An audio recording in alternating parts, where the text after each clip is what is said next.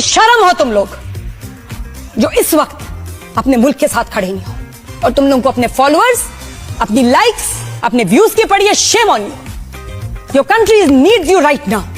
Where are you? अस्सलामु अलैकुम। Focus TV Urdu में खुश आमदीद।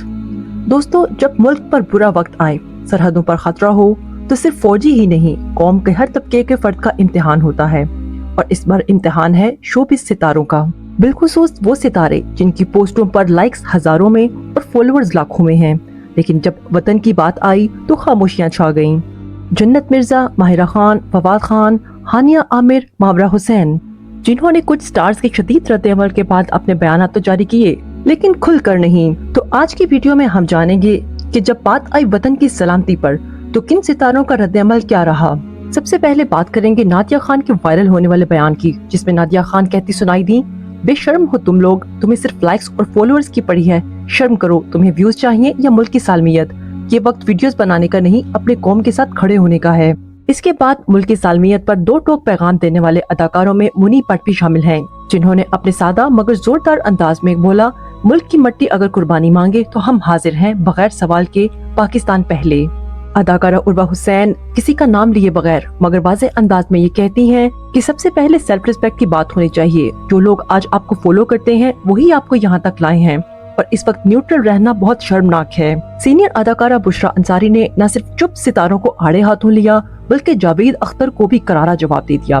बुशरा अंसारी ने कहा कि हम भी बाहर रहते हैं, यहाँ भी हमें इंडियन मिलते हैं, पर लोग बुरे नहीं होते। ये सियासतदान हैं जो अवाम को भड़का रहे हैं, ये नॉर्मल जनता नहीं कर रही।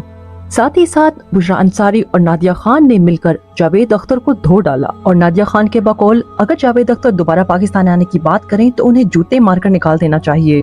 मीडिया ट्रोल और फैन बैकलैश फेस करने के बाद आखिरकार हानिया आमिर ने अपना एक बयान जारी किया, जिसमें वो लिखती हैं, I don't have fancy words right now. I just have anger, pain and a heavy heart. This is shameful, this is cowardly and we see you.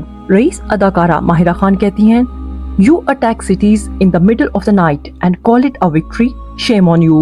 और आखिर में बात करेंगे फवाद खान की, जिन्होंने ढके छुपे लफ्जों में ताज़ियत का इजहार तो किया, लेकिन इंडिया के लिए एक लफ्ज भी न कहा।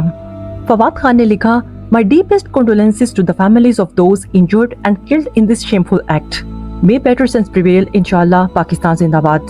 तो नाज़रीन, आपको क्या लगता है कि फनकार वही होता है जो सिर्फ स्क्रीन पर नहीं, असली जिंदगी में भी मिसाल बने?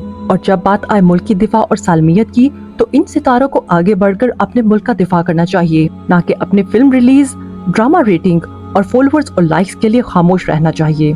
तो फोकस टीवी के नाज़रीन, हमें जरूर बताएं कि आपको क्या लगता है कि किस सितारे ने अपने मुल्क के हक में दिल से बयान दिया, और वो कौन कौन से नाम हैं जिन्होंने हिकमत अमली के तहत चुपसाद रखी और आखिर में कौम के हाथों लताड़े जाने पर अपने बयान जारी किए।